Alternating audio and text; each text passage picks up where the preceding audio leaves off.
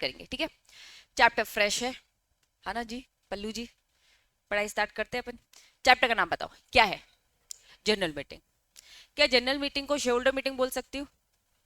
बोल सकते, लेकिन आपकी बुक कभी भी शेयर होल्डर मीटिंग नहीं बोलती है, जनरल मीटिंग ही बोलती है। ये शेयर होल्डर की मीटिंग होती है, शेयर होल्डर के लिए ही की जाती है, क्योंकि उनसे हमें कुछ इंपॉर्टेंट अप्रूवल लेने होते हैं। हम अक्सर पढ़ते हैं ऑर्डिनरी रेजोल्यूशन, स्पेशल रेजोल्यूशन, तो बस हमने ना पढ़ाई की ऑर्डिनरी होता है, स्पेशल होता है, कहीं उसकी डेफिनेशन वगैरह नहीं पढ़ी कि क्या होता है। मैंने बस आपको बता दिया कि हाँ 51, 75, ये सारी चीजें इस चैप्टर में डेफिनेशन के थ्रू बताई जाएगी। आपको ऐसी बहुत सारी चीजें लगेगी यार ये तो पता है, क्योंकि जब हम कंसेप्ट पढ़ते थे तो उसमें ऑर्डिनरी रेजोल्यूशन, उसमें स्पेशल रेजोल्यूशन के अलावा ऑर्डिनरी बिजनेस भी याद आ रहा होगा आपको। क्या होता है ऑर्डिनरी बिजनेस? वो 4 मैटर्स है ना जो एजीएम में डिस्कस किए जाते हैं, उसके अलावा सारी चीजें क्या है? Special business. तो ये सारी चीजें काफी कुछ रिपीट मिलेगा, यस, लेकिन इंटरेस्टिंग बहुत लगेगा। तो चलो स्टार्ट करते हैं। जनरल मीटिंग 2 टाइप की होती है। क्या मैं एक एजीएम और एक ईजीएम बोल सकती हूँ? एजीएम का फुल फॉर्म बताओ? Annual general meeting. ईजीएम का फुल फॉर्म?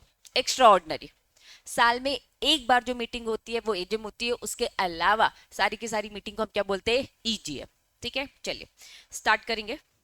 यहाँ इन्होंने बोला कि हम यहाँ पे कंपनीज एक्ट के सेक्शंस पढ़ेंगे। देखो सेक्शन लगातार 96 से 118 तक आप पढ़ोगे, फिर ब्रेक लेके 121 भी बताएंगे, साथ में इसके रूल्स चलेंगे और हमारा सेक्रेटेरियल स्टैंडर्ड चलेगा। कौन सा? SS2। टोटल कितने स्टैंडर्ड्स होते हैं? 4 होते। पहला क्या था? Board meeting. मतलब चैप्टर 2 जो हम पढ़ने वाले, 3 पढ़ने वाले, वो बोर्ड ऑफ डायरेक्टर्स के पढ़ने वाले, तो उसमें हम वो SS1 पढ़ेंगे। चैप्टर यहाँ पे जनरल मीटिंग का है, इसीलिए SS2 हम पढ़ेंगे। 3 क्या था? 4 क्या था? Board report. ठीक है, चलो। तो बोर्ड रिपोर्ट हम पढ़, बोर्ड रिपोर्ट नहीं सॉरी, आपने अभी क्या पढ़ा था? SS3 पढ़ लिया था। SS3 क्या था? डिविडेंड।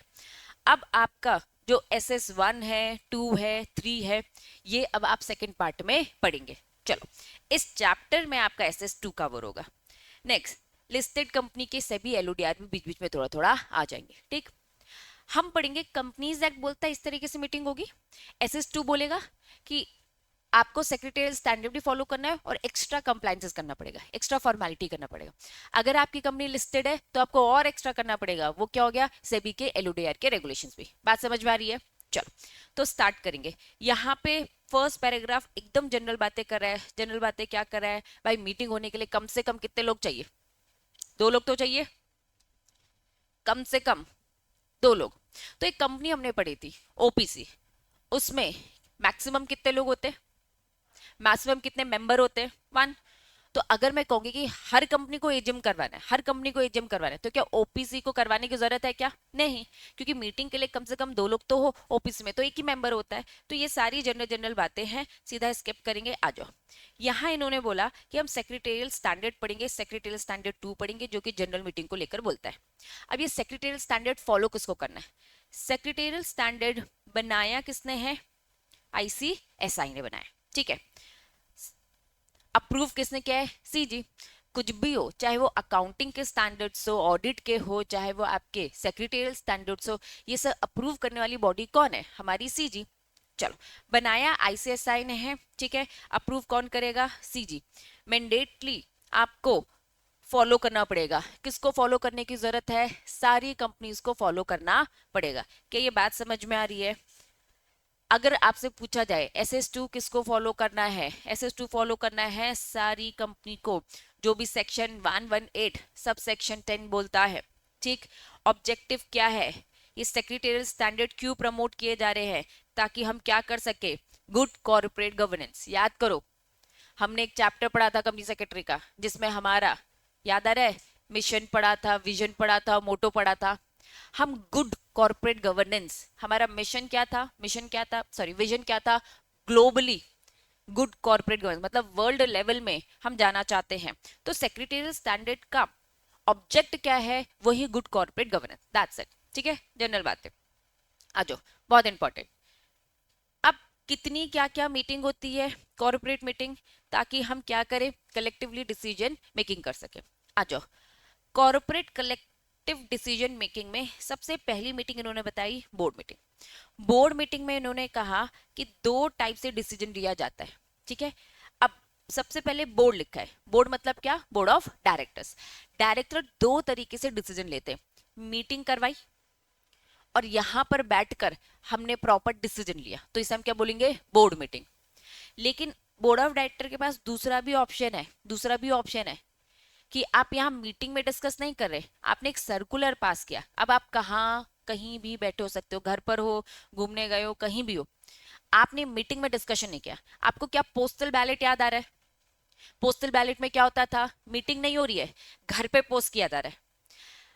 जनरल जब शेल्डर की मीटिंग के लिए बोला जाता है तो पोस्टल बैलेट, लेकिन यही चीज किसके लिए, डायरेक्टर्स के लिए बोली जाएगी तो पोस्टल बैलेट टर्म यूज नहीं किया जाता है। क्या बोला जाता है, सर्कुलर पास किया जा रहा है। क्या किया जा रहा है, सर्कुलर। याद करो स्कूल टाइम में जब आपकी है ना कोई आपके स्टूडेंट्स फंक्शन कराते हैं, जैसे फॉर एग्जांपल टीचर्स डे की मैं बात करूं, ठीक है, आप एक प्रॉपर एक बड़ा सा कार्ड बनाते हो, इनविटेशन लेके जाते हो, हर टीचर अपनी अपनी क्लास में बैठी रहती है, तो आप उनको ऐसे दिखाते हो कि इसमें साइन कर लो, इसमें साइन कर लो, मतलब जो भी जहां है वहां तक सर्कुलर पास कर दो। सर्कुलर मतलब वहां तक उनको पहुंचा दो। मीटिंग में बैठ के डिस्कशन या फिर किससे किससे डिसीजन लिया जा रहा है, by circular. Circular term use किया जाता है बोर्ड ऑफ डायरेक्टर के लिए और पोस्टल बैलेट यूज किया जाता है शेल्डर के लिए। याद रखना प्लीज, लैंग्वेज का ध्यान रखना, ठीक है। चलिए वापस से, सबसे पहले board of director collectively decision कैसे लेते हैं, सबसे पहले मीटिंग में और दूसरा क्या बोलते हैं उन्होंने, या फिर सर्कुलेशन के थ्रू। मेंबर्स की भी बात की जा रही है। मेंबर्स में इन्होंने कहा कि भैया एक होती है जनरल मीटिंग, एक क्या होती है, जनरल मीटिंग। जनरल मीटिंग के अलावा एक और मीटिंग होती है, that was class meeting. General meeting मतलब क्या, शोल्डर की मीटिंग, लेकिन ये शोल्डर के भी ना अलग अलग टाइप होते हैं। शोल्डर के भी ना अलग अलग टाइप होते हैं। याद आ रहा होगा पहला टाइप इक्विटी और प्रेफरेंस, ठीक है। अब कुछ ऐसे मैटर्स है जो प्रेफरेंस को इफेक्ट कर रहे हैं, तो प्रेफरेंस तुम्हारी भी अलग से मीटिंग हो सकती है और तुमसे भी डिस्कशन किया जा सकता है। हो सकता है हम यहाँ पे जो डिसीजन लेने वाले हमारे क्रेडिटर्स को दिक्कत हो सकती है, तो क्रेडिटर्स की अलग से मीटिंग करवाई जाएगी। आईटीएस कंपनी ने जहां जहां जिस जिस से लोन लिया होगा उन सारे क्रेडिटर्स को बुलाया जाएगा, क्रेडिटर्स की मीटिंग करवाई जाएगी। मतलब अलग लोगों की भी मीटिंग होती है शोल्डर के अलावा, उन सबको हम क्लास मीटिंग बोलते हैं, जैसे कि प्रेफरेंस, ये सारी चीजें डिटेल में पढ़ेंगे। अब जनरल मीटिंग के दो टाइप होते हैं, पहला मैंने आपको बता दिया है एजीएम और दूसरा भी आपको बता दिया, दैट वाज ईजीएम। इसमें तो कोई दिक्कत नहीं। अब इन्होंने कहा कि जनरल मीटिंग में डिस्कशन कैसे लिया जाता है, इन्होंने कहा या तो मीटिंग में रेजोल्यूशन पास करो, या तो मीटिंग में रेजोल्यूशन पास करो, या फिर आप भी क्या करो, शेल्डर के घर पे पोस्ट कर दो, दैट वाज पोस्टल बैलेट। आपकी बुक में यहाँ पे क्या लिखा है जरा बताओ, रिमोट ई वोटिंग, ठीक है। रिमोट को थोड़ी देर के लिए अलग करो, क्योंकि एक और तरीका होता है, एक और तरीका होता है डिसीजन लेने का, that was e voting.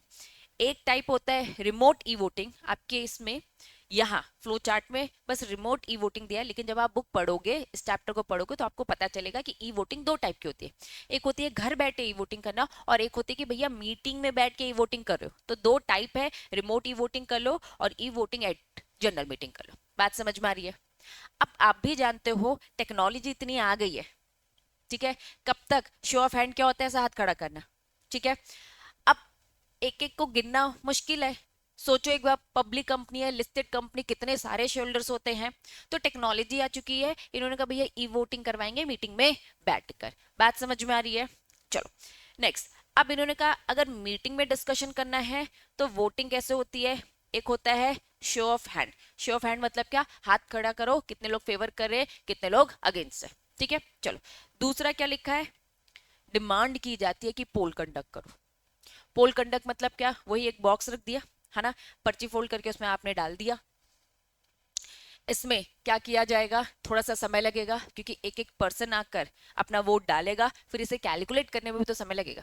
Show off hand में कहीं ना कहीं बहुत जल्दी डिसीजन आ जाता है। मैं कहूँगी शो ऑफ हैंड, या फिर अब बॉक्स रख दिया, उसमें धीरे धीरे आप पर्ची डालोगे, तो प्रोसेस लंबी। अब एक बार में सब थोड़ा डालोगे, लाइन वाइज आओगे तो टाइम टेकिंग है, फिर हम उसको क्या करेंगे, काउंट करेंगे। आपको याद ही होगा अभी हमने टीचर्स डे की जो पार्टी करवाई थी, उसमें हमने क्या करवाया, पोल करवाया, ठीक है। पर्चियां डाली आपने, हमने काउंट करी, टाइम लगा ना हमें, ठीक है। लेकिन शो ऑफ हैंड में क्या होता है, मैंने आकर क्या बोला, एक बार हाथ खड़ा करके बताओ कितने बच्चों ने स्पोर्ट्स बोला, कितने बच्चों ने बोला भैया पार्टी करनी है, तो that was show off hand. Show off hand फिर भी जल्दी हो जाता है। लेकिन कुछ ऐसे डिसीजंस होते हैं, ठीक है, कि जिन्हें बोल दिया जाता है नहीं भैया आप तो भाई पोल ही कंडक्ट करो, ठीक है, शेयर होल्डर भी डिमांड कर सकते हैं। ये सारी डिटेलिंग अभी हम पढ़ेंगे। अभी बस हम ये समझ रहे हैं कि ब्रॉडर व्यू हम देख रहे हैं कि जब डिसीजन लिए जाते हैं तो मीटिंग में कैसे कैसे लिए जाते हैं। समझ में आ रहा है क्या? चलो, तो ये ई वोटिंग है। ई वोटिंग में एक होती है रिमोट ई वोटिंग और एक ई वोटिंग होती है जनरल मीटिंग है। चलो चलो, सबसे पहले बोर्ड दो तरीके से डिसीजन लेता है, बोर्ड मीटिंग, दूसरा सर्कुलर। ठीक है, शोल्डर क्लास मीटिंग भी होती है, जनरल मीटिंग होती है। जनरल मीटिंग के अंदर दो चीजें मैंने बता दी, एजीएम ईजीएम याद रखना। ठीक है, उसमें डिसीजन कैसे लिया जाता है, यहां इन्होंने कहा या तो पोस्टल बैलेट के थ्रू या फिर ई वोटिंग के थ्रू या फिर मीटिंग में। मीटिंग में होगा तो मीटिंग में शो ऑफ हैंड हो सकता है, घर पे बैठ के थोड़ा ना किसी का हाथ देख पाएंगे आप कौन क्या हाथ खड़ा कर रहा है ना। पोल डिमांड करेंगे, यहाँ पे आके लाइन से करोगे। ठीक है, पोस्टल में क्या क्या, पोस्टल बैलेट में क्या हुआ है, पोस्टल बैलेट घर पे भेज दी है पर्ची। ठीक है, उसमें अपना साइन करो, ऐसे ऐसे एक पेपर दे दिया है। ठीक है, फेवर में हो कि अगेंस्ट में, ये फेवर लिखा होगा या अगेंस्ट में, भैया हमने ये मार्क किया फेवर में, पर्ची फोल्ड की और वापस से रिपोस्ट कर दिया कंपनी के नाम पर। अब वो आएगा और टाइम टेकिंग, समय लगेगा ना इन सब में। ठीक है, लेकिन कुछ मैटर्स है जिसमें बोल दिया कि भैया इन सब में डिसीजन तो पोस्टल बैलेट के थ्रू ही होगा। क्लियर है? चलिए, ये हमने स्ट्रक्चर समझा। आ जाओ, मेंबर्स की मीटिंग की बात हो रही है। A company required to hold meeting of the member to take the approval of the certain business। कुछ मैटर्स होते हैं जिसमें आपको शेयरहोल्डर से पूछना ही पड़ता है, जो समय समय पे हम पढ़ते हैं कि भैया इस काम के लिए। याद करो बायबैक वाला चैप्टर, बायबैक में क्या हुआ था, board of director board resolution pass कर लेंगे, कितने तक का, 10% तक का। ठीक है, लेकिन अगर 25 तक में जाना है मैक्सिमम तो क्या करना पड़ेगा, शेयर होल्डर। यही था पक्का। तो कुछ ऐसे बिजनेसेस होते हैं या फिर मैं बोल सकती हूँ मैटर्स होते हैं, कुछ ऐसे बिजनेस मैटर होते हैं जिनमें हमें मेंबर की ही परमिशन चाहिए। चलिए आ जाइए, meeting to be held annually. Annually meeting होती है। ठीक है, seeking the approval of the ordinary business. क्या याद आ रहा है, एनुअली से मतलब क्या है, एजीएम बोल सकती हूँ, जिसमें हम क्या डिस्कस करते हैं, ऑर्डिनरी बिजनेस। उस मीटिंग को बोला जाता है एजीएम। अगर मैं आपसे पूछूं क्या है annual general meeting, annual general meeting वो है जिसमें हम क्या डिस्कस करते हैं, ऑर्डिनरी बिजनेसेस। ठीक है, meeting to be held transact any business other than ordinary business, उसे हम क्या बोलेंगे, extra ordinary meeting, extra ordinary general meeting. कुछ सर्टेन केसेस होते हैं कंपनी में have hold the meeting of the member particular class, अलग से पर्टिकुलर क्लास ऑफ मीटिंग भी होती है। पहले बताओ यहाँ तक कंसेप्ट समझ में आया? और अभी तक कुछ भी ऐसा नया नहीं है, सब तुम्हें फिर भी जाना समझा है, अब बस स्ट्रक्चर वेट में एक साथ पढ़ रहा। ठीक है, चलो, मेंबर्स की मीटिंग होती है। पहली मीटिंग क्या बताई, एजीएम, दूसरी क्या बताई, ईजीएम, और तीसरी क्या बताई, क्लास मीटिंग। डिटेल में वन बाय वन पढ़ेंगे। आ जाओ स्टार्ट करेंगे। सबसे पहली meeting that was AGM. Section 96 याद हो जाना चाहिए, सेक्शन 96 याद हो जाना चाहिए। ठीक है, चलो, सबसे पहले मैं इसे बेरेक्ट से रीड कराऊंगी। कुछ यहाँ पे टॉपिक होंगे जिसे मैं बेरेक्ट से रीड कराऊंगी पहले, फिर आपकी बुक से जाएंगे। ठीक, चलो, section number 96, section number 96, sub section 1 और सब सेक्शन 2। लेकिन देखो कितने सारे प्रोवाइडेड दैट है। ठीक है, चलो आ जाओ। एवरी कंपनी, हर कंपनी को क्या बोल दिया, अदर देन ओपीसी, एजीएम की बात हो रही है। एजीएम में इन्होंने बोला कि भैया हर कंपनी को एनुअल जनरल मीटिंग करानी है, ओपीसी को कराने की जरूरत नहीं है क्योंकि एक ही पर्सन है। मीटिंग में कम से कम क्या होने चाहिए, 2 लोग तो होने चाहिए। शेल इन ईच ईयर, यहाँ ईच ईयर से मतलब क्या है, कैलेंडर ईयर। यहाँ ईच ईयर से मतलब क्या है, कैलेंडर ईयर। लैंग्वेज का ध्यान देना, यहाँ दिखने में आपको लगता है कि सब इजी है और इजी है भी, लेकिन क्या है, डिटेलिंग है जो आपको याद रखना पड़ेगा। हर साल कैलेंडर ईयर में, फाइनेंशियल ईयर नहीं, एजीएम होनी चाहिए। Hold in addition to any other meeting, आपकी कंपनी में कोई भी एनी अदर मीटिंग हुई है, हम इस एजीएम की बात करें, हर कंपनी को हर साल कैलेंडर ईयर में क्या करवानी है, अपनी एजीएम करवानी है, जो कि एडिशन होगी, एडिशनल होगी, जो भी अदर मीटिंग हुई है उसके अलावा। मतलब अगर इस साल आपने नॉर्मल जनरल मीटिंग कराई तो उन्होंने कहा हमें इससे लेना देनी है, हमें तो एजीएम चाहिए क्योंकि उस एजीएम में हमें कौन सा मैटर डिस्कस करना है, ऑर्डिनरी बिजनेसेस। ठीक है, a general meeting as its, उसे हम क्या बोलते हैं, annual general meeting. Shall specify the meeting as such in the notice, notice में साफ लिखा होगा वो नोटिस जिससे आप मीटिंग बुलवा रहे हो। ठीक है, उसमें साफ लिखा होगा भैया ये एनुअल जनरल मीटिंग है। नॉट मोर देन, कुछ याद आ रहा है? 15 months। आपको याद करना है, किससे याद करना है? बुक से याद करना है। जस्ट मैं आपको अभी सीक्वेंस बता रही हूँ, ठीक है? तो ये आपको याद करने की जरूरत नहीं, आपकी बुक ने सारी चीजें दे रखी है, बस मैं एक साथ आपको बता दूं क्योंकि बुक थोड़ा सा ऊपर नीचे बताएगी, ठीक? चलो, इन्होंने कहा कि याद रखना 2 AGM का गैप मैक्सिमम कितना होगा? 15 महीने, ठीक है? Shall elapse between the date of one annual general meeting company to that of next. Language समझ में आ रही है? 2 AGM का गैप कितना होना चाहिए? मैक्सिमम 15, ठीक है? चलो, provided that in case of the first AGM, in case of the first AGM it shall be with in कितना? 9 महीने के अंदर होना चाहिए। 9 महीने कहां से? जब भी आपका फर्स्ट फाइनेंशियल ईयर क्लोज होता है। क्या ये बात समझ में आ रही है? आपकी कंपनी इनकॉर्पोरेट हुई है न्यूली, ठीक है? चलिए एग्जाम्पल, सितंबर में हुई, 1 सितंबर 2025 में आपकी कंपनी न्यूली इनकॉर्पोरेट हुई, चलो बन गई। आपकी पहली एजीएम कब होगी बताओ? फाइनेंशियल ईयर कब खत्म होगा? 31 मार्च, ईयर बताओ? 26। यहां जब खत्म होगा वहां से 9 महीने कैलकुलेट करो, दिसंबर। क्या मैं बोल सकती हूँ 31 दिसंबर 2026 इज द लास्ट डेट जब आपका एजीएम हो जाना चाहिए? आपको उससे पहले करना है करो, हमने तो मैक्सिमम टाइम दिया ना। नहीं, हम तो लेट लतीत है, 31 दिसंबर को ही करेंगे, जब पूरा है ना, पूरी दुनिया जब न्यू ईयर बना रही होगी तब हम अपनी एजीएम करवा रहे होंगे। ऐसा होगा क्या? नहीं, मैक्सिमम है। आपका काम फाइनेंशियल ईयर खत्म हो चुका है, आपको अप्रैल में करना है अप्रैल में करो, मई जून जुलाई अगस्त सितंबर लोट लोट के जब करना है करो, दिसंबर आपकी फाइनल डेट है। 9 महीने का समय दे रखा है क्योंकि आपकी पहली एजीएम है।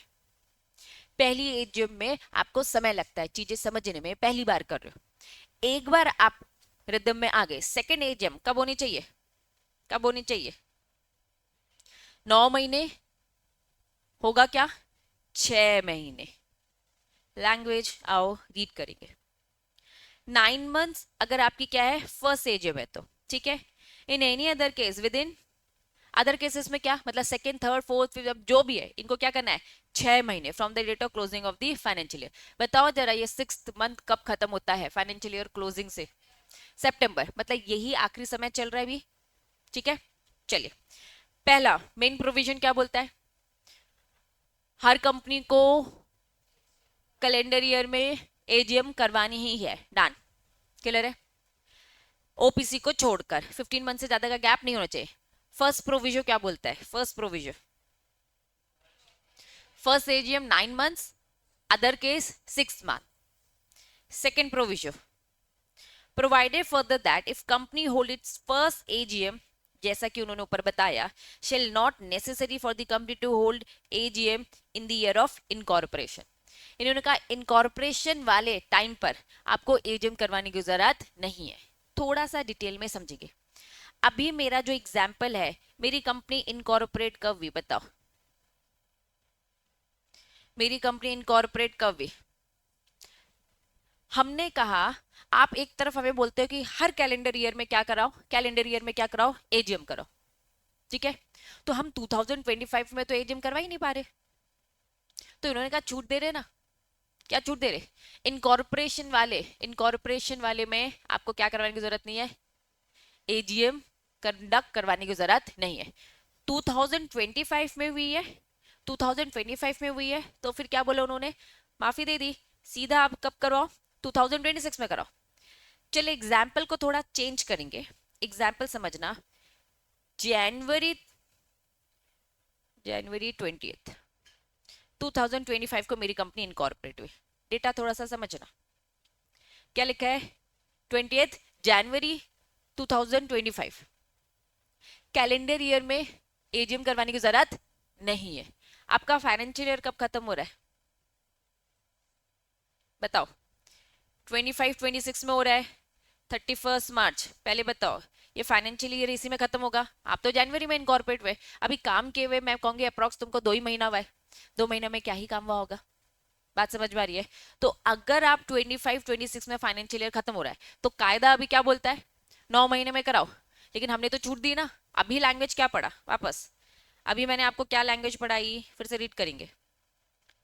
First AGM aforesaid shall not be necessary. First AGM जरूरी नहीं है for the company to hold AGM in the उस साल में जिस साल आपका इनकॉर्पोरेशन है.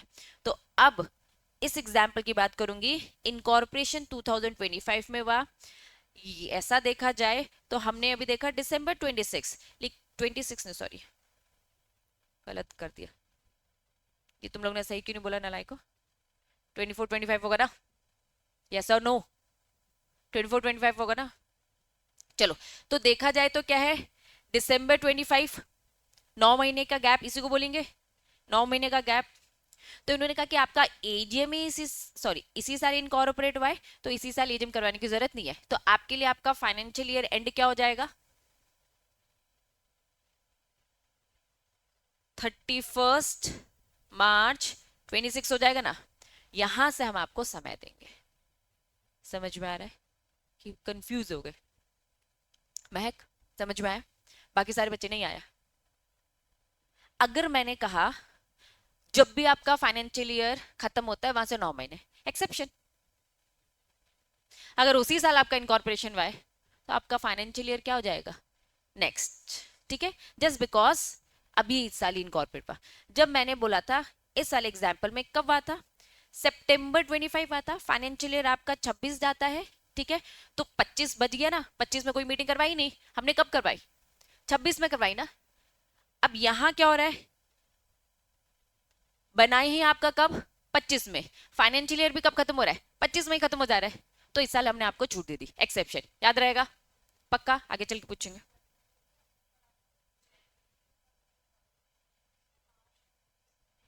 बस मैं यही चाह रही थी, कोई याद दिला क्यों नहीं रहा है. अभी हमने चैप्टर पढ़ा है audit and accounts. Financial year की डेफिनेशन बताई थी मैंने. याद करो, निकालो निकालो. ये बच्ची जिसने ऑनलाइन पढ़ा है ना, इस बच्ची के पैर में है ना दिक्कत हो गई थी, इसको याद है. ऑनलाइन वाले को याद है. ये ऑफलाइन वाले यहाँ बिल्कुल, मैं वही सोच रही थी कि अभी कोई बोल क्यों नहीं रहा है. यही पूछने वाली थी कि याद आ रहा है किसी चैप्टर में पढ़ा था.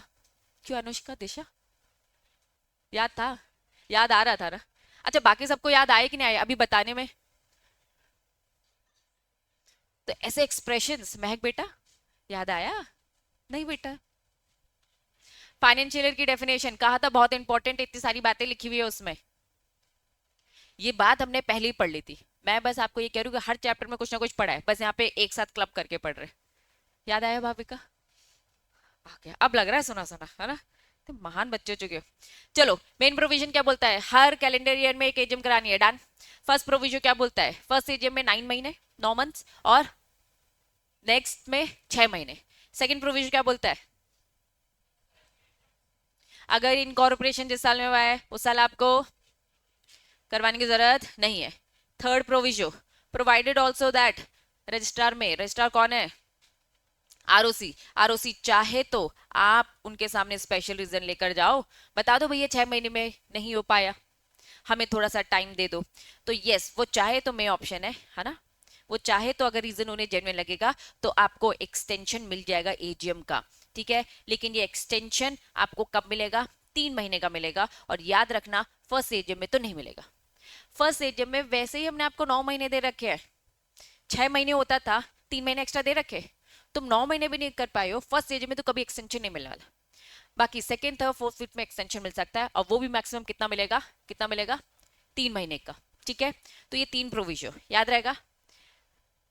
सब सेक्शन 2 जनरल है. अब ये मीटिंग कब होनी चाहिए? एवरी एजीएम कब होनी चाहिए? बिजनेस आवर्स में, ताकि हर कोई आके सुन सके. ठीक है, वो बिजनेस आवर्स सुबह 9 बजे से शाम के 6 बजे तक है. ठीक है, उस दिन मीटिंग कराना जिस दिन नेशनल हॉलीडे ना हो. शेल बी हेल्ड आइदर, कहाँ होगा? रजिस्टर्ड ऑफिस में. ठीक है, यही बिल्डिंग है, इसी बिल्डिंग में मीटिंग कराएंगे. लेकिन इस बिल्डिंग में मीटिंग करवाना पॉसिबल नहीं है, तो सम अदर प्लेस में भी हो सकता है, लेकिन जबलपुर सिटी में ही होगा. टाउन विलेज जो भी है उसी में होगा, in which rest office of the company situated. Same building यही किसी और जगह पे आप करवा सकते हो, लेकिन सिटी नहीं बदलेगा. ठीक है, प्रोवाइडेड दैट, पहले उन्होंने मेन प्रोविजन बोला नहीं बदलेगा. प्रोवाइडेड दैट, सीजी चाहे तो क्या कर सकती है? छूट दे सकती है कि नहीं भाई हमें जबलपुर में नहीं करवाना, हो गई है कोई दिक्कत, तो वो चाहे तो कर सकती है। Any company from the provision of this subsection subject to condition, ठीक है, कुछ कंडीशन इंपोज किए जाएंगे। उसके अलावा भी जनरल रूल, एजीएम कहाँ होगी, जहां कंपनी का रजिस्टर्ड ऑफिस है, ठीक है, उसी ऑफिस में ही होगी, ऑफिस भी फिक्स है। लेकिन ऑफिस में मीटिंग करवाना पॉसिबल नहीं है तो आप कोई और जगह कर सकते हो, ठीक है, लेकिन with in the city, with in the town, with in the village. लेकिन सीजी चाहे तो आपको सिटी बदलने का भी ऑप्शन दे सकती है, लेकिन वो कुछ कंडीशंस लगाएंगे जिसकी डिटेलिंग पढ़ेंगे। यहाँ एक्सप्लेनेशन में बोल रखा है भैया नेशनल हॉलीडे का मतलब क्या है, नेशनल हॉलीडे सीजी जो डिक्लेयर करेगा, ठीक। चलो अब आपने मेन सबसेक्शन 1, 2 के हिसाब से पढ़ लिया। अब डिटेल में आपकी बुक से पढ़ना बहुत जरूरी है क्योंकि बहुत सारी डिटेलिंग के साथ पढ़ेंगे विद रूल्स रेगुलेशन। चलो स्टार्ट करते हैं। सबसे पहले एजीएम एक इंपॉर्टेंट एनुअल इवेंट है जिसमें अपॉर्चुनिटी दी जाती है कि कंपनी के मैटर को डिस्कस करेंगे, जनरल बात है। यहां से इन्होंने स्टार्ट किया, ठीक है। सेक्शन 96 बोलता है हर कंपनी को, ये सबसेक्शन 1 का मेन प्रोविजन बोल रहा है, हर कंपनी को, लेकिन किसे छोड़कर, ओपीसी को छोड़कर, ठीक है, required to hold AGM every year. लिखो एवरी ईयर का मतलब कैलेंडर ईयर है। एक्चुअल में आपका एक तरफ एक्ट चलता है, कंपनीज एक्ट, एक तरफ उसके रूल्स चलते हैं। एक्ट में बस ईयर लिखा है, रूल्स में बता के रखा है कैलेंडर। क्या ये बात समझ में आ रही है? रूल्स में बता के रखा है कहाँ, कैलेंडर। जो आगे चल के ये लोग बताएंगे पहले ही लिख दो ताकि याद रहे। एवरी ईयर से यहाँ पे मतलब हमारा क्या है, कैलेंडर ईयर से। The important of the AGM arise out of the nature of the business, ठीक है। जो एजीएम होती है उसमें हम लोग मैटर डिस्कस करें। ब्रॉडली 2 टाइप के होते हैं, ठीक है। एक उन्होंने बोल दिया एजीएम, दूसरा क्या बोलेंगे, एक को एजीएम बोल दिया, दूसरा को एजीएम बोलेंगे, ठीक है। एजीएम में क्या डिस्कस करते हो, सॉरी 2 टाइप के बिजनेस डिस्कस करना है। 2 बिजनेस में पहला बिजनेस क्या आता है बताओ, पहला बिजनेस क्या आता है, ऑर्डिनरी, दूसरा क्या आता है, स्पेशल। अब ऑर्डिनरी बिजनेस में 4 पॉइंट्स का गंदा प्रेजेंटेशन पैराग्राफ में दे दिया इन लोगों ने। आप वो ऑर्डिनरी बिजनेसेस जानते हो, ठीक है। पहला ऑर्डिनरी बिजनेस यहां से स्टार्ट हो रहा है, consideration of the financial statement. Click हो रहा है फाइनेंशियल स्टेटमेंट। फाइनेंशियल स्टेटमेंट के साथ साथ क्या आता है, कंसोलिडेटेड फाइनेंशियल स्टेटमेंट। रिपोर्ट किसकी रिपोर्ट आती है, बोर्ड ऑफ डायरेक्टर की। साथ में किसकी रिपोर्ट आती है, ऑडिटर की। ये पहला स्पेशल, ये पहला ऑर्डिनरी बिजनेस रिस्क है, जो आगे चल के अच्छे प्रेजेंटेशन में फिर से बताएंगे ये लोग, ठीक है। फिर उन्होंने कहा डिक्लेरेशन ऑफ डिविडेंड, दूसरा। तीसरा appointment of director in place of those retiring और approval of the appointment of the auditor fixing the remuneration. ये सारे के सारे क्या हैं, डायरेक्टर का अपॉइंटमेंट और ऑडिटर का, ठीक है। तो ये 4 बिजनेसेस हो गए। ये सब इन्होंने कहा ऑर्डिनरी है, बाकी any other that was special. कुछ नहीं है, बस आपको एजीएम बताना चाह रहे हैं। एजीएम मतलब वो जहां पे ऑर्डिनरी बिजनेस डिस्कस होता है, और ऑर्डिनरी बिजनेस भी साथ में बता दिया, ठीक है। आगे चल के फिर से रिपीट। पहले बताओ, पहले 2 पैराग्राफ समझ में आए। नेक्स्ट इन्होंने कहा कि चलिए SS2 भी साथ में लेके चलना है, बीच बीच में SS2 आएगा, हर कंपनी को इसे फॉलो करना है, जो सेक्शन 118 में बोलता है उन सबको फॉलो करना पड़ेगा। Board shall every year, board की रिस्पॉन्सिबिलिटी कि भैया आपको एजीएम कंडक्ट करवाना ही करवाना है, मेंबर्स की मीटिंग करवानी करवानी, जिसे एजीएम बोलेंगे, जिसमें ऑर्डिनरी बिजनेस ट्रांसैक्ट किया जाएगा। कुछ अनोखी बात बोली क्या इन लोगों ने? बस क्या बोलते हैं, बोर्ड तुम्हारी रिस्पॉन्सिबिलिटी है, तुम्हारे पास ऑथराइजेशन है ये काम करवाने की, ठीक है। Special required to transact AGM if the board fail to convey. वैसे तो रिस्पॉन्सिबिलिटी किसकी, बोर्ड की, लेकिन अगर बोर्ड फेल हो जाता है इट्स एजीएम, तो कोई भी मेंबर जाके अप्रोच करेगा प्रिस्क्राइब अथॉरिटी को कि भैया एजीएम करवाओ, ये बोर्ड ऑफ डायरेक्टर नहीं करवा पा रहे। फॉर एग्जाम्पल अभी सितंबर के एंड तक मीटिंग हो जानी चाहिए, ठीक है, नहीं हो रही, ये सारे मेंबर्स को दिख रहा है। हर साल जाते तो उनको आइडिया है कि भैया मीटिंग तो हो जानी चाहिए, हो नहीं रही है, तो वो रिक्वेस्ट करेंगे प्रिस्क्राइब अथॉरिटी को, और अथॉरिटी फिर क्या करवाएगी, आपकी एजीएम कंडक्ट कराएगी जिसमें वो डिस्कशन होगा। चलो पहला पैराग्राफ क्या बोलता है, पहला पैराग्राफ हर साल एजीएम होनी चाहिए ओपीसी को छोड़कर। सेकंड पैरा क्या बोलता है, एजीएम मतलब वो जिसमें ऑर्डिनरी बिजनेस डिस्कस किया जाता है, बताया। थर्ड पैराग्राफ क्या बोलता है, SS2 में ऑथराइजेशन है बोर्ड की, बोर्ड नहीं करवा पाए तो कोई भी मेंबर अप्रोच करेगा प्रिस्क्राइब अथॉरिटी, उसे अप्रोच करेगा कि एजीएम कराओ। यहां तक कंसेप्ट क्लियर है, पक्का पक्का। चलो अब एजीएम होल्ड हो रही है, उसकी कुछ इंपॉर्टेंट बातें यहां इन्होंने बताया, वो जो मैं कह रही थी ना पहले लिख लो। चलो एजीएम होना चाहिए, हर कैलेंडर ईयर में एक बार तो होना चाहिए। फर्स्ट एजीएम जो होगी वो कब होनी चाहिए? 9 months from the closing of the first financial year. Hence, it is not necessary to hold the AGM. कब? इनकॉर्पोरेशन वाले इन्होंने कहा कि एक तरफ आप बोलते हो हर कैलेंडर ईयर में होना चाहिए, 2025 में आपकी कंपनी आ चुकी है, तो 2025 सितंबर में आई है, आपको तो नेक्स्ट ईयर ही करवाना पड़ेगा। तो आपकी जो ये वाली बात है कि भाई इस साल हर कैलेंडर ईयर में होनी चाहिए, तो नहीं हो रही है, तो उन्होंने कहा एक्सेप्शन है, फर्स्ट एजीएम जो होगी उसमें इनकॉर्पोरेशन वाले ईयर को हमने छूट दिया। क्या ये बात समझ में आ रही है? चलिए, जितनी भी सब्सिक्वेंट होंगी उसमें 6 महीने लगाने का, और जो 2 एजीएम है उसका गैप कभी भी 15 महीने से ज्यादा नहीं होने का। कंसेप्ट क्लियर है? एजीएम की 4 इंपॉर्टेंट बातें, 9 महीने 6 महीने समझ में आया, हर कैलेंडर ईयर में होना चाहिए, और एक इंपॉर्टेंट बात वो क्या है कि इनकॉर्पोरेशन वाले टाइम पर एजीएम करवाने की जरूरत नहीं है। डन? इसका एक्सेप्शन है ये, इसका एक्सेप्शन है ये, ठीक है। कभी कभार ऐसे स्टेटमेंट आ जाएंगे कि हर कैलेंडर ईयर में मीटिंग होनी चाहिए, कमेंट ऑन दिस, तो आप क्या बोलोगे? नहीं, एक एक्सेप्शन होता है इनकॉर्पोरेशन वाला। वैसे तो आपका स्टेटमेंट बिल्कुल करेक्ट है, लेकिन एक एक्सेप्शन जरूर है। डन? चलो, लिस्टेड कंपनी, क्यों मैंने एक बार में आपको पूरा पैच पढ़ा दिया? नॉर्मल कंपनी में क्या लगता है बता दिया, साथ में SS2 बता रहे हैं, साथ में लिस्टेड कंपनी के रेगुलेशंस बता रहे हैं, मतलब एक्स्ट्रा फॉर्मेलिटी, ठीक है। एडिशनल कंडीशन फुलफिल करनी पड़ेगी। लिस्टेड कंपनी, अगर आप कौन सी कंपनी हो, टॉप 100, टॉप 100 का कैलकुलेशन कैसे होगा आपके? Market capitalisation. मार्केट कैपिटलाइजेशन मतलब आपका कैपिटल देखेंगे और मार्केट में उसकी वैल्यू देखेंगे। वापस, कैपिटल आपका 10 करोड़ दिख रहा है, मार्केट में आपके शेयर की वैल्यू देखेंगे, उस हिसाब से आपकी कैलकुलेशन की जाएगी, मार्केट की गुडविल के हिसाब से वहां पे क्या वैल्यू, इसीलिए मार्केट कैपिटलाइजेशन बोला जाता है। तो मार्केट कैपिटलाइजेशन में से पूरी इंडिया में टॉप 100 लिस्टेड कंपनी को आइडेंटिफाई किया जाएगा, और उनको बोला गया है, आपके लिए 6 महीने वाला रूल है ही नहीं। आपको ये मीटिंग कब करवानी है? 5 महीने। तो एक 9 महीने होता है, 6 महीने होता है, 5 महीने। और एक बात मैं बता दूं, ये क्वेश्चन आया था 1 साल पहले, मेरे ख्याल से जून, पिछले जून अटेम्प्ट में आया था, मे बी जून या दिसंबर में इसमें आया था, ठीक है।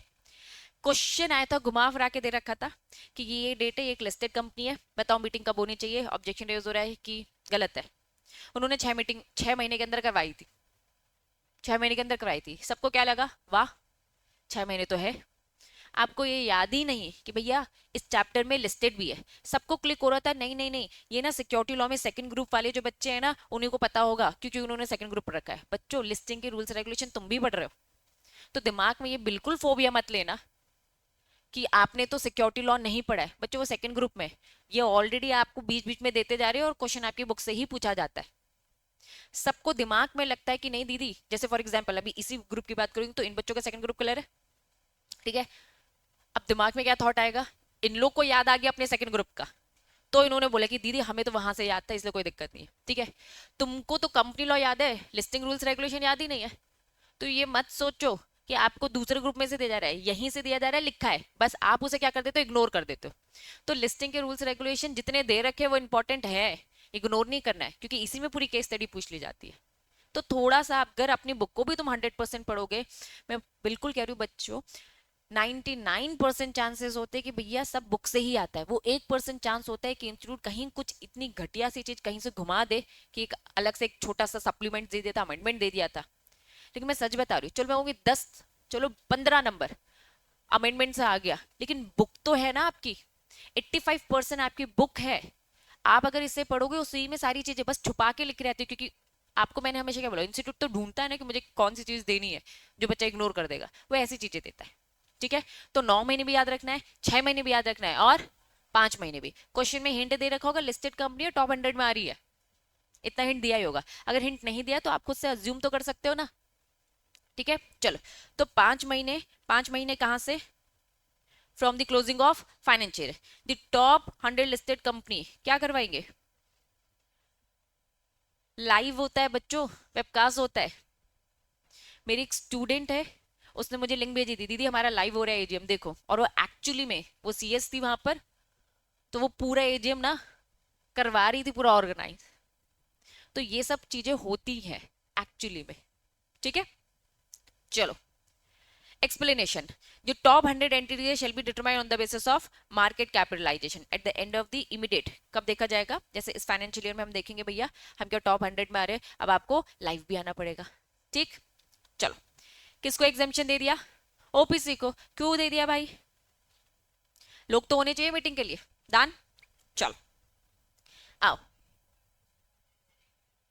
किस में? हाँ हाँ, इनकॉर्पोरेशन वाला सब। लेकिन एक बात समझना, लिस्टेड कंपनी जो न्यूली इनकॉर्पोरेट होती है वो लिस्ट होती नहीं है ना? क्यों? क्योंकि लिस्ट होने के लिए कुछ कंडीशंस होती है। कंडीशन क्या होती है भैया?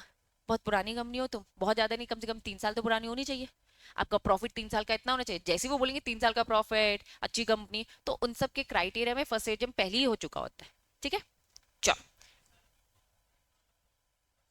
मुश्किल ही है ना?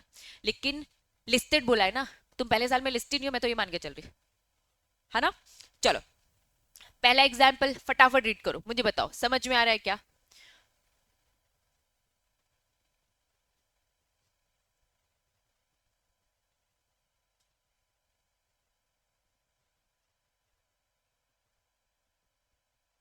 कंपनी इनकॉर्पोरेट हुई दिसंबर 18 में, तो आपकी फर्स्ट एजीएम की लास्ट डेट क्या है? 2019 दिसंबर। ठीक है, नेक्स्ट एग्जांपल, कंपनी इनकॉर्पोरेट हुई कब? अप्रैल 2018 में। ठीक, तो उसकी फर्स्ट एजीएम की लास्ट डेट क्या होगी? दिसंबर 2019। ठीक है, चलो अब इसको समझेंगे। ये क्या लिखा है? क्या ये एबीसीएन कंपनी? हमने तो पढ़ा था भैया कंपनी में या तो प्राइवेट लिमिटेड या तो लिमिटेड लिखा रहता है। ये क्या कोई कंपनी है क्या? क्या ये कंपनी है क्या? नहीं। हाँ, ये गवर्नमेंट कंपनी हो सकती है, ऐसे नाम नहीं होते, ये फर्म्स के होते हैं, है ना? सेक्शन कभी कभार आपको ऐसे क्वेश्चन दे दिए जाएंगे और उसमें पूछा जाएगा कि कंपनी है क्या। और अब देखो उन्होंने क्या करा है, इनकी फर्स्ट एजीएम, भाई तुम तो कंपनी नहीं हो, तुम कंपनी नहीं हो, तुम्हारी फर्स्ट एजीएम इन्होंने क्या बोल दिया? 30 सितंबर 2022। इनकॉर्पोरेशन 21 में हुआ। ठीक है, पहली बात तो ये कंपनी नहीं है। दूसरी बात, कंपनी होती है तो फर्स्ट एजीएम में कितना मिलता है? 9 महीने का समय मिलता है। क्या ये 9 महीने का समय दे रखा है? इससे तो 6 महीने वाली कैलकुलेशन कर रखी है। गलत है। ठीक है, चलो तो नॉट कंपलसरी, तो ये सारी वो बातें करने लगे, ये इसमें एप्लीकेबल नहीं है। बस आपको डेटा देके आइडेंटिफाई किया जा रहा है क्या सही है क्या गलत है। पहला दूसरा सही है, तीसरा चौथा गलत ही है। ठीक है, नेक्स्ट, ये कंपनी है 2020 में इनकॉर्पोरेट हुई अगस्त में। एजीएम आपका 21-22 को 30 जून में होना चाहिए क्या? फर्स्ट एजीएम आपका कब होनी चाहिए? लास्ट डेट इसने क्या बोल दिया? जून। करवाने को करवा सकते हैं, लेकिन लास्ट डेट आपकी क्या है? दिसंबर। कराने को तो आप कभी भी करवा सकते हो। AGM for the year will be held till, इन्होंने कहा टिल जून तक करवाना पड़ेगा, नहीं दिसंबर तक। ठीक, कंसेप्ट क्लियर है? चलो, क्या एजीएम का टाइम एक्सटेंड हो सकता है अगर आरओसी, आरओसी था कि सीजी? आरओसी था कि सीजी? देखो पहला वाला जो था ये आरओसी ने कहा था टाइम दे देंगे, सीजी ने बोला था कौन सा वाला? मीटिंग, रजिस्टर्ड ऑफिस का जो मीटिंग है वो किसी और शहर में भी करवा सकते हो, वो था। क्या बात समझ में आ रही है? ठीक है, आरओसी छोटा हो गया, सीजी बड़ा हो गया। ठीक है, सीजी अपने काम आरडी से करवाएगा, लेकिन दोनों अथॉरिटी तो आरओसी से बड़ी ही है। बात समझ में आ रही है क्या? पक्का? वापस चलिए, in case it is not possible कि विद इन प्रिस्क्राइब टाइम में 9 महीने, 6 महीने, 5 महीने, जो भी हमने पढ़ा रजिस्ट्रार चाहे तो may special reason extend the time, लेकिन कितने से ज्यादा नहीं, 6 महीने, सॉरी 3 महीने से ज्यादा नहीं। लेकिन ये एक्सटेंशन आपको फर्स्ट एजीएम में कभी भी नहीं मिलने वाला, जस्ट बिकॉज क्यों? क्योंकि ऑलरेडी दे रखा है इतना टाइम। कंसेप्ट क्लियर है? पक्का? अब ये क्वेश्चन आपके लिए, the gap between two AGM कितना होना चाहिए मैक्सिमम गैप? कभी 15 किलोमीटर क्रॉस नहीं हो सकती, कभी नहीं हो सकती। अभी तो ऊपर पड़ा 3 महीने का एक्सटेंशन मिल रहा है तो हो जाएगी ना वापस। जनरल एग्जाम में ऐसे आएगा, comment on this, the gap between of two AGM shall not be exceed 15 months. Comment, आप बोलोगे बिल्कुल सही बोल रहे हो, कोई दिक्कत नहीं है, सेक्शन 96 सही बोलता है। एक्सेप्शन तो तुम भूल जाओगे, अभी तो पड़ा एक्सेप्शन। आरओसी चाहे तो आपको 3 महीने का एक्सटेंशन देगा, और जहां 3 महीने का एक्सटेंशन दिया वहां आपकी 15 मंथ्स की लिमिट क्रॉस, तो जनरली 15 महीने, लेकिन हाँ एक्सेप्शनल केसेस में जब एक्सटेंशन मिलेगा तो ये भी किया जा सकता है। कंसेप्ट क्लियर है? बताओ पक्का? सेक्शन 96 पढ़ रहे हो? समझ में आ रहा है क्या? बढ़ू आगे, चलो। Day time place holding AGM, कहाँ होनी चाहिए एजीएम? रजिस्टर्ड ऑफिस में। रजिस्टर्ड ऑफिस में पॉसिबल नहीं है, city same, same town same village, ठीक है, लेकिन सीजी चाहे तो कहीं और भी, लेकिन कंडीशन इंपोज करेगा, ठीक है। आ जाओ। एजीएम ड्यूरिंग बिजनेस आवर्स होनी चाहिए, सुबह 9 बजे से 6 बजे। नेशनल हॉलीडे नहीं होना चाहिए। Registered office at the some other place, लेकिन within city town village. यहां से उन्होंने बताया सीजी चाहे तो एग्जेम्पशन दे सकता है कंपनी को सब्जेक्ट टू कंडीशन इंपोज। पहला पैरा क्लियर है? आ जाओ। अब यहाँ पे इन्होंने बोला भैया नेशनल हॉलीडे, क्या मैंने बताया था नेशनल हॉलीडे क्या है? जो सीजी प्रिस्क्राइब करेगा, जो सीजी प्रिस्क्राइब करेगा, मतलब इन्होंने सीजी पे डाल दिया, मतलब रूल्स में। तो इन्होंने कहा कि ठीक है जो डिक्लेयर करेगा सीजी। तो अब हम देखते हैं SS2 क्या बोलता है। SS2 क्या बोलता है, ठीक है। SS2 बोलता है मैंने नेशनल हॉलीडे बताया है, 3 दिन उसने दिया है। पहला कौन सा? 26 जनवरी रिपब्लिक डे, दूसरा 15 अगस्त, ठीक है, तीसरा क्या दे दिया? गांधी जयंती, ठीक है। फिर उन्होंने बोला अदर डेज भी है, वो अदर डेज जो सीजी बोल दे। तो क्या मैं 4 बोल सकती हूँ? कंपनीज एक्ट ने क्या बोला? कंपनीज एक्ट ने क्या बोला? नेशनल हॉलीडे मतलब जो सीजी बोलेगा। बात यहाँ पे खत्म कर दी। अब रूल्स देखो, रूल्स में जो लिखा है सीजी बदलेगा, जो भी होगा टाइम टू टाइम जो बदल रहा है वो आप देखते रहना, ठीक है। लेकिन SS2 ने प्रॉपर बताई हैं 4 चीजें। 26 जनवरी बता दी, 15 अगस्त बता दिया, 2 अक्टूबर बोल दिया, और जो सीजी भी एक्स्ट्रा बोले वो भी, मतलब बस 3 डेट नहीं होती है नेशनल हॉलीडे की, ठीक है। सीजी और जितना एड ऑन करे वो भी हो जाएगा। Done. AGM of the unlisted company, क्या अनलिस्टेड कंपनी को भी एजीएम करवानी है? करवानी है क्या? हमने तो ऐसा कहीं नहीं पढ़ा। सबसे पहला जो पढ़ा ना, हर कंपनी को करवानी है, चाहे लिस्टेड हो चाहे अनलिस्टेड हो। प्राइवेट कंपनी को नहीं ना, करवानी पड़ेगी। हर कंपनी को करवाने की जरूरत है एक्सेप्ट ओपीसी। तो अगर आपसे कोई ये बोले कि भैया हर कंपनी को करवानी चाहिए, कमेंट ऑन दिस, तो आप बोलोगे हाँ हर कंपनी को करवानी चाहिए। एक एक्सेप्शन है ना, मतलब आपको सब कुछ बताना है, कंप्लीट इंफॉर्मेशन देनी है, ठीक है। चलिए, अनलिस्टेड कंपनी को भी करवाना है, हाँ, एनी प्लेस इन इंडिया। वैसे तो रजिस्टर्ड ऑफिस में करवाना है, वैसे तो कहाँ करवाना है? रजिस्टर्ड ऑफिस में, लेकिन सीजी परमिशन दे तो आप किसी और जगह पे भी जा सकते हो। May be held at any place in India if concern is given in writing. तुम क्या हो? एक अनलिस्टेड कंपनी हो, तुम्हारे लोग बहुत ज्यादा नहीं है, तो अगर कंसर्न राइटिंग में या इलेक्ट्रॉनिक फॉर्म में सारे के सारे मेंबर्स लिख कर दे देते कि भैया हमें कोई दिक्कत नहीं है, जबलपुर में मत करो, गोवा में चल के मीटिंग करते हैं, किसी को कोई आपत्ति नहीं है तुम लोग को आपत्ति क्या कि चलो वहां जाकर अपन डिस्कशन करें?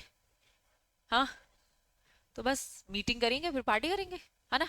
तो अगर 100% रिटर्न में, ऐसे ओरल नहीं, ऐसे लिखित में, तुम्हारे पेरेंट्स जब ऐसे मुझे साइन कर कर देंगे रिटर्न में, पेरेंट्स, है ना, तो फिर हमें कोई दिक्कत नहीं। लेकिन कंपनी कौन सी? अनलिस्टेड। बाकी सबको तो परमिशन लेनी पड़ेगी। समझ में आया? पक्का? आओ नीचे, गवर्नमेंट कंपनी आ गई है। गवर्नमेंट कंपनी, आप तो भाई भगवान हो, आप तो रजिस्टर्ड ऑफिस में करवा सकते हो। रजिस्टर्ड ऑफिस में नहीं है पॉसिबल, सिटी सेम रखो, टाउन सेम, विलेज सेम रखो। अच्छा अच्छा, वो भी पॉसिबल नहीं है, ठीक है। सीजी की परमिशन ले लो, आप तो खुद सीजी ही हो, नहीं करवाना जरूर है, आप तो खुद सीजी हो, आप तो कहीं भी करवा सकते हो, पूछ लो, आपस में डिस्कस कर लो, किसी और जगह में भी कर सकते हो। हाँ, मन नहीं होगा तो करवाना तो पड़ेगा। सेक्शन 96 का सब सेक्शन मैंने बोला ना, सारी कंपनी को करवाना है, करवाना तो जरूर है, नहीं करवाने वाला ऑप्शन बस ओपीसी के पास है। समझ में आया? बस यहाँ पे कह रहे रजिस्टर्ड ऑफिस भी इनके पास ऑप्शन है ना, उस ऑफिस के अलावा सेम सिटी में कहीं भी, या फिर कहीं भी इंडिया में, बस अप्रूवल ले लो। अनलिस्टेड को भी तो दिया ना बेटा, अनलिस्टेड को भी बोला सारे मेंबर्स अगर हाँ बोलो तो आप कहीं भी जाओ, हमें क्या दिक्कत है, सीजी को बस बता दो भाई, ठीक है। सेक्शन 8 कंपनी कौन सी होती है? कंपनी, चलो, not profit company. Time, date, place each AGM का डिसाइड कर लो पहले, beforehand. By the board.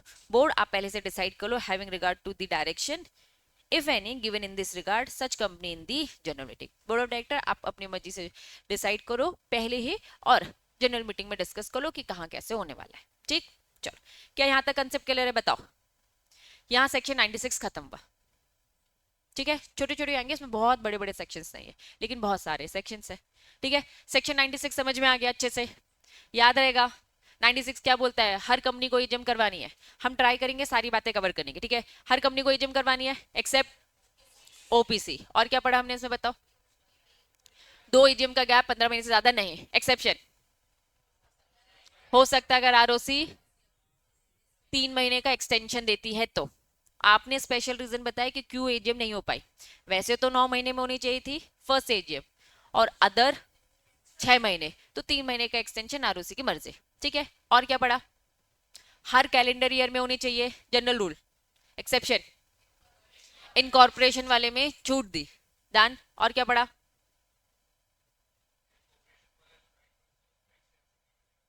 Very good. 9 month का एक्सटेंशन इनकॉर्पोरेशन में नहीं मिलता। और क्या पढ़ा? वेरी गुड, लिस्टेड कंपनी वाला पॉइंट कि भैया आप अगर टॉप हो, हर लिस्टेड नहीं, तो भैया 5 महीने आपके लिए तो, और आपको क्या करना पड़ेगा? लाइव भी करनी पड़ेगी आपकी मीटिंग, है ना? ऐसे लिंक आ जाएगी, लाइव कोई भी अटेंड कर सकता है। भैया टॉप 100 कंपनीज में आ रही हो लिस्टेड में पूरी इंडिया में, बड़ी बात है। तुम्हारी तो एजीएम हर कोई देखना चाहेगा, है ना? जितनी बड़ी कंपनी उतना ज्यादा डिस्क्लोजर। ठीक है, इसे ज्यादा बड़ा होना भी दिक्कत है, सारे डिस्क्लोजर देने पड़ेंगे। ठीक है, चलो, और क्या था? सॉम क्या बता रहा था?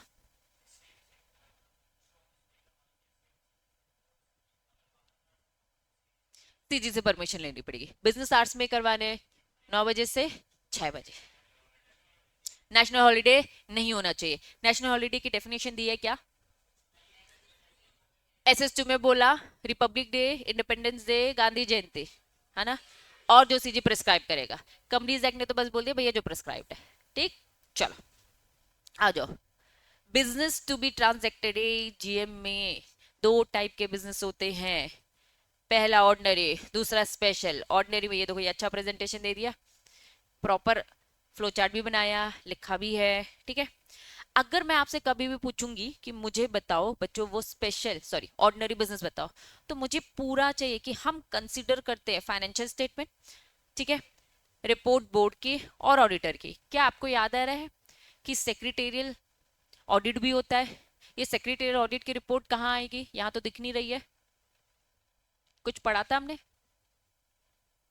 अभी चैप्टर अकाउंट्स ऑडिट जो पढ़कर आए हो, उसमें सेक्रेटेरियल रिपोर्ट, उसमें लिखा था बोर्ड रिपोर्ट के साथ एनेक्स किया जाएगा जिस कंपनी की, है ना, सेक्रेटेरियल ऑडिट होना चाहिए उस कंपनी के केस में। डन, चलो।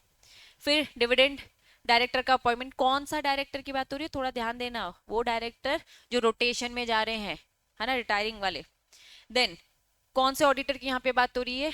प्रैक्टिसिंग सीए की बात हो रही है। ठीक है, उसका अपॉइंटमेंट, उसका रेम्यूनरेशन। और बाकी सब में तो क्या बोल दिया? इन 4 को छोड़कर बाकी सब स्पेशल, और इसको इन्होंने फिर से यहाँ अच्छे से बताया। ठीक है, कंसिडरेशन फाइनेंशियल। ठीक है, क्लियर है?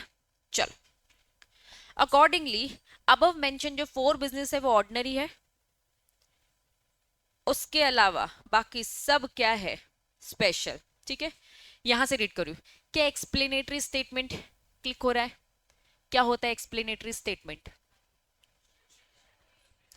पूरी इंफॉर्मेशन दी जाती है, कंपनी में मीटिंग करानी है एजीएम, आपके घर में मैंने कितने दिन पहले, 21 डेज पहले नोटिस देना है। आपको सिंगल नोटिस दिया, ऑर्डिनरी बिजनेस डिस्कस करना है तो, लेकिन extra ordinary statement is not required अगर ऑर्डिनरी बिजनेस दे रहे हो तो।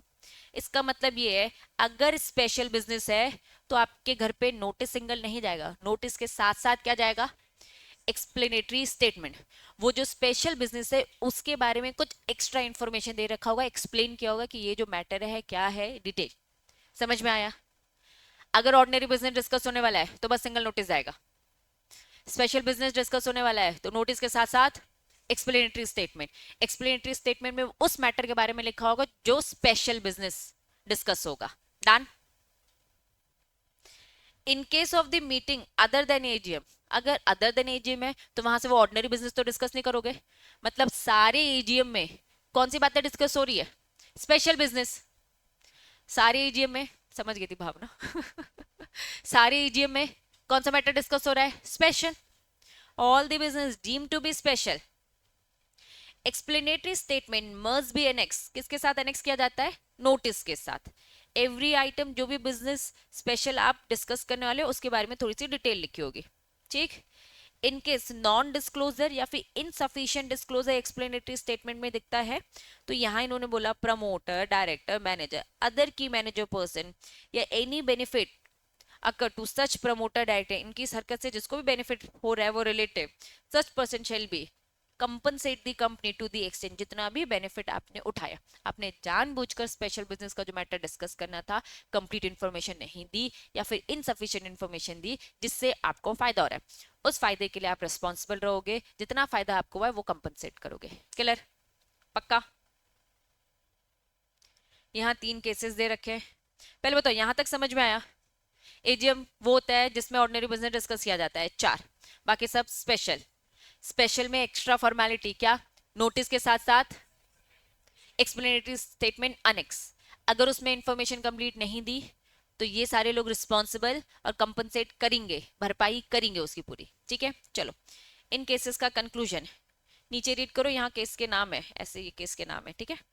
सीधा केस पहले क्या लिखा है, डायरेक्टर फेस पेनल्टी क्योंकि उसने क्या नहीं करवाई, not holding AGM for several years. भाई हर साल करवाने वाली बात थी, तुम तो भैया करवा ही नहीं रहे हो। फेलिंग टू कंप्लाई सेक्शन 96 बोलता है हर कैलेंडर ईयर में करवानी है, तुम तो भैया कितने साल से नहीं करवा रहे। तो हाँ डायरेक्टर आपको पेनल्टी फेस करनी पड़ेगी, क्यों, क्योंकि डायरेक्टर की लाइबिलिटी थी, वो ऑथराइज था, वो नहीं करवा पा रहा तो फिर मेंबर्स थे, तो भैया डायरेक्टर फेल हो गया।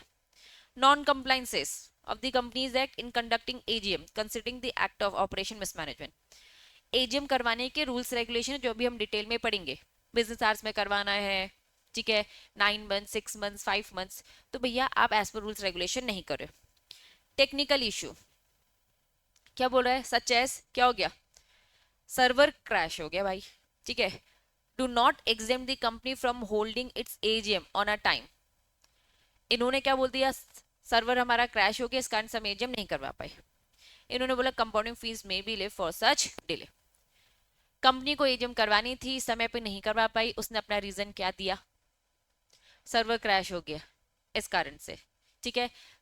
आरओसी चाहे तो क्या दे सकता है, एक्सटेंशन, उसे नहीं लगा जेन्युइन क्योंकि मैं लिखा था, मैं मतलब उसकी मर्जी, उसे ठीक लगेगा तो देगा, उसको ठीक लगेगा नहीं देगा। उनको देखा कि भाई तुम दूसरा भी जुगाड़ कर सकते थे, इतनी कोई बहुत ज्यादा बड़ी दिक्कत नहीं थी, अच्छा खासा कंपनसेशन लगाया डिले का, ठीक है, और डायरेक्टर ने उसका पूरी भरपाई की।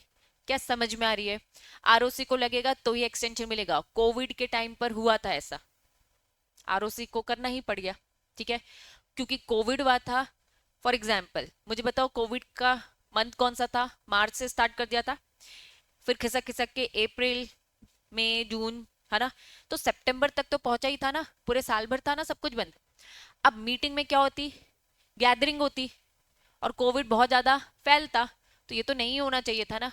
तो बहुतों को क्या अलाउ कर दे कि भैया ठीक है बाद में करेंगे, या फिर बहुत लोगों को बोल दिया तुम ई फॉर्म में करो, जिसकी एजीएम बहुत इंपॉर्टेंट है, मेंबर्स को पता होना चाहिए, बड़ी बड़ी कंपनी तो उनको, है ना, ई फॉर्म में एजीएम, है ना, करवाने के लिए बुला दिए। तो उस टाइम के लिए ही, कोविड के लिए कुछ रूल्स थोड़े टाइम के लिए बने थे, फिर उसे खत्म कर दिए गए। क्लियर है, चलो। तो सेक्शन अभी हमने 96 कंप्लीट किया और सेक्शन 102 भी। अब देखो तुम अगर नोटिस करोगे तो उसमें डिटेल बताओ, सेक्शन 102 सब सेक्शन 2 और क्लॉज है ना। तो अभी उतने डिटेल में नहीं जाना है, बस आपको पता होना चाहिए 96 एजीएम की बात करता है, 102 किसकी बात करता है, ऑर्डिनरी बिजनेस स्पेशल बिजनेस की बात करता है, इतना याद रखना, ठीक, ज्यादा डिटेलिंग नहीं। चलिए अब बीच में क्या आ गया, 99 आ गया, ठीक, penalty for default in the holding AGM, यहाँ पे 99 है, 97 है, ठीक। दोनों को थोड़ा ध्यान देना, दोनों क्या बोल रहे हैं, इफ एनी डिफॉल्ट, ये भी बोल रहे इफ एनी डिफॉल्ट, दोनों पैरेलली पढ़ रही हूँ। लेकिन सेक्शन 99 बोलता है if any default in complying and holding, अगर आपका डिफॉल्ट किस में है, कंप्लाई करने में या फिर होल्ड करने में, मीटिंग, ठीक है, द कंपनी और ऑफिसर पनिशेबल। सेक्शन 97 बोलता है if any default is meld holding, क्या है स्पेसिफिक, क्या बोला, एजीएम। मतलब दोनों में डिफरेंस समझ में आ रहा है। ये स्पेसिफिक एजीएम की बात कर रहा है कि भैया एजीएम जब आपका होना था उसमें डिफॉल्ट है, तो उसके डिफॉल्ट के लिए any member of the company में टेक एप्लीकेशन टू एनसीएलटी। अगर कंपनी का टाइम पर एजीएम नहीं हुआ, कुछ भी डिफॉल्ट हुआ, तो आप शिकायत करो किसके पास, एनसीएलटी के पास जाके शिकायत करो भैया कि भैया हमारी एजीएम करवाओ। ये सेक्शन 97 बोलता है। अगर डिफॉल्ट होता है एजीएम होल्ड करवाने में, टाइम पर नहीं हो रहा है, तो ऊपर हमने पढ़ा था मेंबर प्रिस्क्राइब अथॉरिटी के पास जाएंगे। मेंबर कहाँ जा रहे हैं, एनसीएलटी के पास, कि भैया हमारी एजीएम कराओ, फिर वो एजीएम करवाएंगे। 99 बोलता है एजीएम का कंप्लाइंसेस जैसा बोला था वैसा नहीं हुआ तो पेनल्टी लगेगी। ठीक है, पेनल्टी एक बार रीड कर लो ऊपर वाला सेक्शन 99, बताओ कितनी लग रही है। फाइन आपका 1 लाख से जा रहा है, इनकेस कंटिन्यू फर्दर 5,000 हर दिन का चालू हो जाएगा। ठीक है, चलो, क्या ये सेक्शन 97 समझ में आया। अगर लिस्टेड कंपनी है तो सेबी एलओडीआर की बात, इन्हें नजरअंदाज मत करना इस चैप्टर में तो बहुत ज्यादा। ठीक है, एलओडीआर बोलता है लिस्टेड कंपनी को डिस्क्लोज करना पड़ेगा प्रोसीडिंग, अपनी एनुअल और अपनी ईजीएम भी, है ना, टू द स्टॉक एक्सचेंज। कितने टाइम के अंदर, 2 मिनट। सब में तुम्हारे इसमें क्या लिखा है, 24 ही लिखा है ना, तो ये तुम्हारा ही वाला वर्जन है, मेरा 12 आ गया। मतलब तुम्हारी किस किस की 12 दिख रही है, ये अपडेटेड है, तुम लोग वाली मेरी वाली दोनों, है ना, अपडेटेड लेनी पड़ेगी मुझे भी। चलो, तो वहां पे 12 हो चुका है, मतलब 12 ही लेने का। ठीक, करेक्ट कर लेंगे। आ जाओ वापस, क्या बोला उन्होंने, अगर आपने कुछ भी मीटिंग वीटिंग गड़बड़ करवाई पेनल्टी लग जाएगी। 97 क्या बोलता है, एजीएम आपको बोर्ड ऑफ डायरेक्टर तुमको करानी थी, तुम नहीं करवा पा रहे हो तो मेंबर कराएंगे। मेंबर प्रिस्क्राइब अथॉरिटी कौन सी है, एनसीएलटी के पास जाएंगे। ठीक है, चलो, लिस्टेड कंपनी, क्योंकि तुम लिस्टेड हो, तुम्हें क्या करना है, 12 घंटे में स्टॉक एक्सचेंज को इन्फॉर्म करो, क्योंकि तुम लिस्टेड हो तो तुम्हें सारी इंफॉर्मेशन तो बतानी पड़ेगी। ठीक, केस पढ़ो अभी के अभी।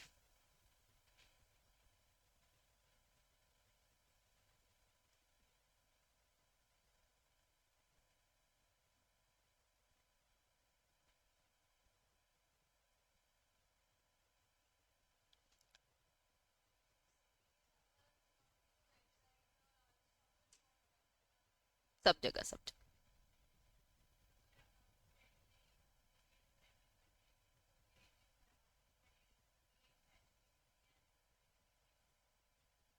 वेरी गुड, एजीएम करवानी ही है। आपका समय है सितंबर एंड, चाहे, याद करो हमने अकाउंट्स वाला चैप्टर पढ़ा था, अकाउंट्स ऑडिट, ऑडिट भी नहीं हो तो भी हम करवा रहे थे। इन्होंने क्या बोला, अकाउंट्स हो चाहे ना बने हो तब भी आपको आधा अधूरा है लेकर आओ, पता तो चले मेंबर्स को क्या कर रहे हैं ये।